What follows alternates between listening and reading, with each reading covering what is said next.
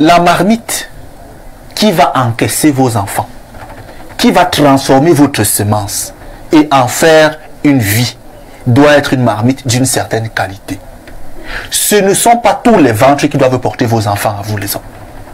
Il y a des ventres sales, il y a des ventres dégradés, il y a de mauvaises âmes en les femmes qui vous polluent votre enfant pendant la macération, au point où vous pouvez être un homme bien, mais la femme que vous choisissez vous fait naître un monstre. Il faut faire attention au choix des partenaires. Prenons déjà la problématique que nous posions en début de ce programme. C'est justement, il est question de parler des personnes âgées ce vendredi sur ce plateau, et surtout se poser la question de savoir si les personnes âgées sont négligées au niveau du continent africain et plus précisément le cas du Cameroun. Quel regard posez-vous sur les personnes âgées? Les personnes âgées sont-elles prises en compte? Les personnes âgées sont-elles négligées pour le cas du continent africain et surtout pour le Cameroun? Et on passe la parole à Pierre Blériot. Pierre Blériot, avez-vous l'impression que les personnes âgées sont prises en compte en Afrique et surtout le cas du Cameroun, ou alors dès qu'on commençait à vieillir, on a la nette impression que la société commence à vous mettre à l'écart? Bon, le cas du Cameroun qui va m'intéresser. Le Cameroun ne fonctionne pas comme une société normale. Comment ça? Normal. Une société, c'est un groupe d'individus qui posent l'existence comme un problème commun et qui tentent de le résoudre de manière collégiale. Ils créent donc des strates, vous voyez, les personnes âgées, les personnes handicapées, les personnes en situation défavorable devraient dans une société normale avoir un traitement particulier. Madame a indiqué un âge, mais on peut repousser ou ramener cet âge en fonction de la santé de chaque personne, du passif de chaque personne. Tout à fait. Mais ce qui est constant, déjà qu'on a plus au Cameroun beaucoup de personnes qui ont plus de 70 ans. Hein. Les gens vivent tellement mal que même à 55 ans, il y a des gens qu'on peut déjà considérer comme, comme des personnes âgées. Vraiment, n'oubliez pas. Oui, il y a des gens de 55 ans, tu le vois, il est amorti. Il est totalement fini. Tu le mets dans le groupe des personnes âgées. Mais à côté de ça, tu vois un autre de 70 ans. Tu ne le mets pas dans le groupe des personnes âgées. Parce que je ne vais pas citer des exemples. Donc, mais en général, l'âge de 70 ans serait indiqué. Toutefois, si on a déjà une personne qui est dravataire, elle doit être considérée comme une personne âgée. Et nous, quand je dis que nous ne sommes pas une société normale, le ministère des Affaires sociales et autres, c'est l'un des plus petits budgets. Hein? Ouais.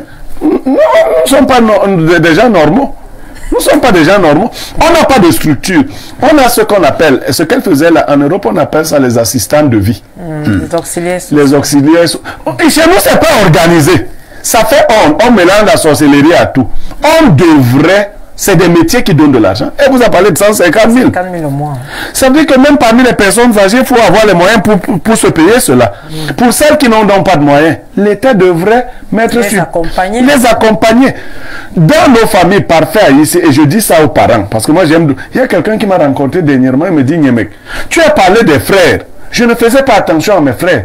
Depuis que tu as parlé, je fais attention. Faites attention à vos enfants. Il y a beaucoup d'enfants qui attendent la mort de leurs parents. Ouais. Comment ça? Mais il maltraite un type qui a travaillé son argent. Tu te demandes, comment faire? Tes enfants te maltraitent. Tu te demandes si c'est toi qui les as vraiment accouchés. S'ils ne méritaient pas les tests d'ADN. Les enfants maltraitent des parents. Tu trouves un parent, une personne âgée enfermée dans une chambre. C'est les odeurs qui t'indiquent que dans cette maison, il y a un être qu'on avait enfermé quelque part. Il y en a même qui ont honte de leurs parents. Ouais. Quand tu as... On ne parle pas là-bas, il ne faut pas que les gens sachent que tu es là. Ne sors même pas. Ne sors pas. Ne parle pas. Et ne dis rien. Quand il y a des étrangers, non, on t'enferme dans une chambre. Enfermé.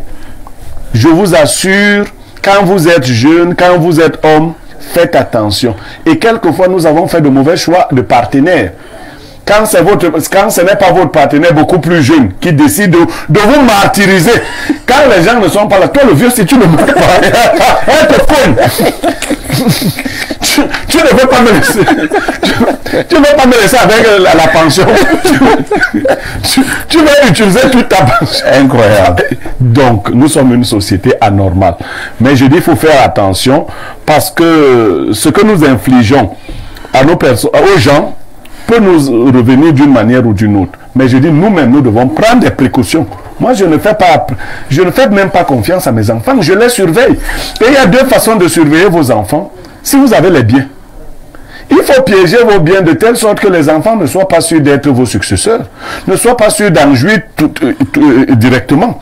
Parce qu'il y a des enfants tellement cupides, dès qu'ils savent que papa a ci ou ça, mais ils sont même capables. Moi, j'ai un voisin en Vogada qui avait empoisonné son père et sa mère. Incroyable. Oui, tous dans le pain chargé au... Comment on appelle au pâté. Incroyable. Oui, il a assassiné son père. D'ailleurs, quand son père mangeait, il disait à sa femme, notre fils, il ne nous a jamais rien donné. J'ai l'impression que le pain, va nous tuer. Oui, je vous parle d'une histoire de Vogada, poubelle bar. Ils ont mangé, ils en sont morts. Donc nous ne savons pas avec qui nous vivons. Il y a certains, dans leur jeunesse, qui se cachent. J'ai par moments eu l'impression que ce qu'on appelle chez nous l'ivou, ça grandit aussi comme un homme. Moi, j'ai connu des gens, Blériot, qui étaient des bonnes personnes, des gens très proches de moi. C'est-à-dire que j'ai vécu avec certaines personnes pendant 50 ans. Des bonnes personnes. Mais à partir de 60 ans, tu ne reconnais plus cette personne-là. Oui, parfois. Oui, Blériot. Mon paternel dit deux choses. Il dit que quand une femme a dépassé 50 ans, elle devient sorcière. Que c'est vrai pour toi. Peut-être que le papa a raison. Deuxième chose, il y a des comportements que les vieux ont qui sont en fait des comportements de retour à l'enfance. Si vous ne faites pas attention, vous allez prendre ça pour de la sorcellerie. Vous savez que moi j'ai gardé ma grand-mère chez moi. Jusqu'à 102 ans. 102 ans. Mais je vous assure, des fois certains comportements vous donnent l'impression que c'est la sorcellerie. Certains comportements. Mais c'est du retour à l'enfance. Elle dit, j'arrive dans sa chambre, elle me dit, j'ai des problèmes. Je dis, ton problème? Les gens boivent les jus et moi on ne m'en donne pas. Je dis, ah bon? Je dis, allez lui acheter un jus. Et je donne l'ordre qu'on lui achète un jus tous les soirs. Vous savez ce qu'elle fait le troisième soir? Non. Je la trouve fâchée. Je lui dis, c'est quoi? Je crois qu'on voudrait me tuer. Je dis, comment? Regarde la fête des jus ici. Les jus sont alliés dans ma... C'est les jus de quoi? C'est les jus de quoi? Le diabète. Comme vous voyez que je ne... Je dis...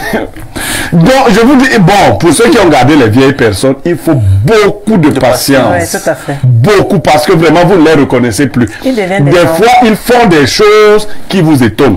Ça, il faut beaucoup de patience pour garder ici, chez nous, on ne met pas les vieux en maison de retraite, comme chez les Blancs.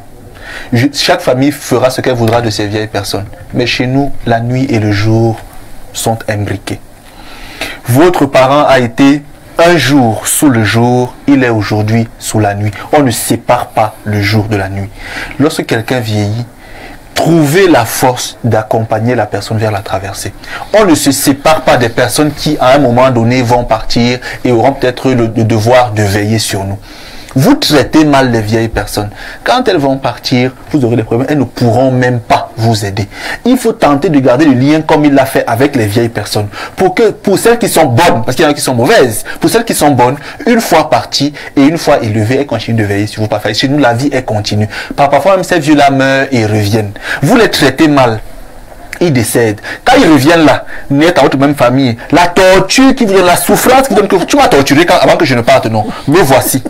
Oui, tu vas mourir.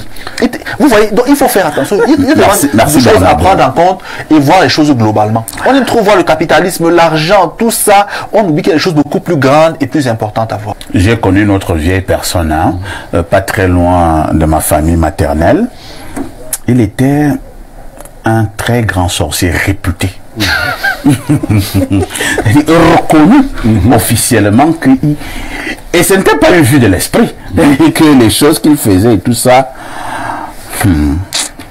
Oh Blériot, ce monsieur Bah, il a vieilli, hein. Il a plus de 80 ans et tout ça. Après, il est donc tombé malade. Quand il tombe malade, il est malade 1 mois, 2 mois, 5 mois, 6 mois. Oh, Seigneur Jésus. Blériot, vous veniez dehors, vous sentiez comment quelqu'un est en train de pourrir. Le pourri vivant. Mais il ne m'a pas. Quelqu'un pourri vivant. C'était la punition. C'est-à-dire que quand il est mort, quand il a fini par lancer le dernier soupir, après peut-être 8 mois de maladie, quand on a enlevé comme ça, toute la chair du dos là était acquittée. Il y avait les fourmis qui étaient en lui. Les fourmis le mangeaient. Mais ne mourrait pas. Les fourmis le mangeaient déjà. Oui, à dire vrai, il y en a qui payent leur propre méchanceté, une fois devenus vieilles personnes. Mais il y en a aussi qui payent une mauvaise progéniture et de mauvaises... Il y a des gens qui... Vous savez, il y a des gens qui se sont éloignés de tout le monde. On choisit par exemple des femmes bizarres, ont voulu faire leur vie à deux. Oui. Quand le retour arrive, tout le monde te laisse dans ton affaire. Anecdote pour anecdote, moi dans ma propre famille, j'avais une petite sœur à mon grand-père, je préfère, les gens savent qui c'est, qui avait semé le désordre. Elle n'avait pas eu d'enfant, mais elle avait décidé de créer le désordre à son deuil. Elle a désigné 5 personnes qui devaient diriger son deuil. Elle t'appelle, elle te dit que non, c'est toi qui vas m'enterrer. Elle dit que vraiment, c'est toi qui as la charge de m'enterrer. Quand elle a fait ça avec moi, je lui ai dit, maman, tu sais, moi je vais t'enterrer, même si tu as désigné qui d'autre. Sauf que le désordre que tu as créé, là, tu vas récolter ça. On a levé son corps à Pouma. Notre village, c'est Boumiébel. On a commencé les bagarres à Pouma jusqu'à Boumiébel. Le chauffeur du corps a vu que sa voiture allait être cassée. Il est parti. Il a fui avec le corps. Nous l'avons attrapé vers son bord. Nous avons ramené le corps à Boumiébel. On a placé le corps au commissariat. Le corps est resté au commissariat de 14h à 22h. C'est le procureur des ECA qui nous a sommé d'enterrer le corps. On l'a enterré à minuit. Le même jour, les gens qui venaient pour la veiller, quand tu arrives en te disant on vient d'enterrer. On l'a enterré comme elle voulait. Vous voyez? Oui, comme elle voulait. Pierre Blériot, il y a des vieux qu'on doit aider à mourir. Quittons un peu le cas des mauvais vieux. Hein. On est unanime sur ce plateau que les mauvais vieux, on en trouve des vieux sorciers, ainsi de suite. Mais prenons le cas des bons vieux. Est-ce que chez nous, surtout en Afrique, je parle surtout de l'Afrique, quand vous entretenez un vieux ou des vieux, ou bien quand vous accompagnez un vieux vers sa mort, ça ne donne pas de bénédictions? Parfait, ici, moi je suis le fils des vieux. Quand je suis né, mon grand-père qui a été pour moi le père était âgé de 61 ans. Il pensait qu'il allait mourir tôt. Et ma mère lui a dit, voici ton fils. Ma mère m'a remis à mon grand-père comme étant son fils. Il a fait de moi son homonyme. Il est mort 28 ans plus tard. J'étais un homme. Et j'ai été très très proche de lui. Il m'a beaucoup béni. On ne bénit pas les gens simplement parce qu'ils sont vos enfants. Cette bénédiction ne prenne pas cette bénédiction. Tout le monde voudrait bien bénir son enfant. Mais en fait, même sans parler, si vous vous occupez des vieux, des gens avec amour, vous récoltez de la bénédiction. Ensuite, j'ai eu la chance de garder sa femme qui a vécu 15 ans de plus encore. Et elle m'a également beaucoup béni. Je suis donc quelqu'un qui se sent bien. Je ne sais pas comment les autres font pour ne pas chasser de telles bêtes. Il faut chasser, comme à la chasse. Les vieux, les bons ou mauvais, mais les vieux, les bons vieux, je vous assure parfait, ils vous laissent dans une situation qu'on ne peut pas expliquer. Ils vous ouvrent les portes. Il y a beaucoup de jeunes là qui veulent être bénis. Comment bénir, comment? Je le dis à l'adresse de tous ceux qui sont proches de moi et même éloignés. Il y en a même qui se vendent, ils disent que grand-père m'a béni. On dit, on va voir si tu es béni. On verra si tu es béni. On verra les signes. C'est même pas, on ne dit pas de bouche que tel m'a béni. On voit. On verra. Et moi, je crois, aujourd'hui, j'ai un autre exemple. Mon géniteur lui-même s'est beaucoup occupé de sa maman. qui a été malade pendant 13 ans. Lui, garçon, c'est mon père qui avait sa maman, jusqu'à sa mort. Et j'aime vous dire que ça a créé une relation particulière entre mon géniteur et moi. Je veille particulièrement sur lui. Je veux lui redonner ce qu'il a donné à sa maman. Donc, ne croyez pas que vos enfants ne vous remarquent pas, ne vous regardent pas. Vous qui aujourd'hui maltraitez vos parents, certainement vous avez un enfant qui vous ressemble beaucoup. Vous voyez, copie, il dit que je vois comment papa traite son père. Il va vous traiter de la sorte, le moment venu. Donc, ça apporte beaucoup de bénédictions. Ça vous apporte des protections. Ma grand-mère était particulièrement sage. Chaque fois qu'on pouvait causer, même quand elle avait des petites pertes de mémoire, elle me lançait toujours un petit mot. Et elle me faisait même voir des choses sur mes propres enfants. Elle m'a donné des secrets sur les enfants pour savoir quel est l'enfant qui sera véritablement généreux. Elle m'a enseigné plein de choses. Parce que l'homme qui sera une bonne personne se voit depuis l'enfance. Ouais. Blériot, on a justement aussi Londoka. Votre papa vous a abandonné, ainsi de suite, ainsi de suite. Maintenant, vous êtes battu comme vous avez pu, peut-être avec votre maman ou bien l'aide d'une tante. Vous êtes devenu quelqu'un dans la société. Vous comprenez ce que je dis, quelqu'un dans la société. Le papa en question est devenu vieux, naturellement fragile. Qu'est-ce qu'on fait de ce papa? On l'abandonne aussi ou alors il faut avoir de la pitié? Non, si vous avez eu un contact particulier avec lui, parce qu'il faut, il faut dire, on peut vous avoir abandonné au début et peut-être se racheter. Si vous n'avez eu aucun contact avec lui, vous pourrez lui apporter certains soins, mais vous ne pourrez pas être à côté de lui physiquement. C'est clair. Ça, c'est clair. Ça, il ne faut pas encourager les papas, les gens qui enceintent les femmes et ils fuient. Non. Si tu n'as eu aucun contact, moi, non, je ne peux pas prendre un papa que je n'ai jamais connu. Il peut même venir commencer à me gâter les enfants à la maison. Non. Moi, je suis complice avec le mien parce qu'on a vécu ensemble, on s'est connus à un moment donné. Donc, si on ne t'a pas connu, l'argent ne règle pas tout. On peut même t'envoyer de l'argent, mais ça va. L'affection, je ne te connais pas, je ne peux pas t'aimer. Pierre Blériot-Niemek, vous vous adressez aux vieux que vous avez connus et que vous connaissez encore. Non. Je ne parle pas seulement des vieux de Boumiébel. Hein. Non, non, particulièrement un à Boumiébel. Oui. On l'appelle Simon Guidjol. C'est un vieux, il a bientôt 90 ans. Waouh. Ah ouais. C'est déjà un record. Hein? Oui, et debout comme une aiguille. Waouh. D'une grande sagesse. Un papa qui aime les enfants de toute la famille. Les siens ont réussi socialement, mais lui, il a toujours tendu la main aux enfants des autres. Et il enseigne d'ailleurs à ses enfants à soutenir les enfants des autres. C'est un modèle de vieux, je l'apprécie beaucoup. Moi, c'est ce que j'appelle personnes âgées, parce que sinon, à Boumiébel, on vit longtemps. 70 ans, c'est les jeunes là-bas. Donc, il y a un deuxième vieux, entre guillemets, mais lui, il est très jeune dans la tête et même dans ses activités. Et on l'appelle CK2. Corps de Charles. Lui, voilà un papa qui décide tout le temps de créer quelque chose avec la jeunesse. Non, il est déjà vieux, mais dans l'esprit, il est resté très jeune. Très jeune. C'est lui qui est en train de financer l'université Ruben Oumiobe, qui se trouve à Boumiébel. Mais je dis tout le temps, il m'appelle. Déjà, il parle français comme un Français. Il a vécu. Il m'appelle tout le temps. Blériot, qu'est-ce qu'on peut faire pour tel jeune Mais voilà des bons vieux. Les vieux sont non, et puis ils aiment voir l'émancipation de la jeune. Eux, je les appelle les vieux. Je dis, chez nous, on vit longtemps, donc les gens de 70 ans j'ai oublié sont des jeunes. Comme c'est l'entrée du week-end. Vieux. Oui, l'entrée du week-end pascal. Oui.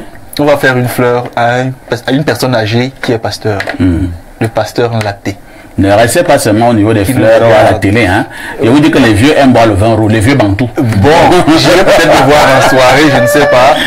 Son fils, c'est mon ami, le docteur Mengo Laté. Donc on dit bonjour à son père qui est pasteur et bien de choses à lui. Mais par rapport à mon paternel parfait ici, je ne le considère pas comme une personne. On n'a plus de temps, hein, vraiment 30 secondes. Oui, je ne le considère pas comme une personne âgée, mais lui et moi, nous savons, tout le monde dit que je l'aime beaucoup.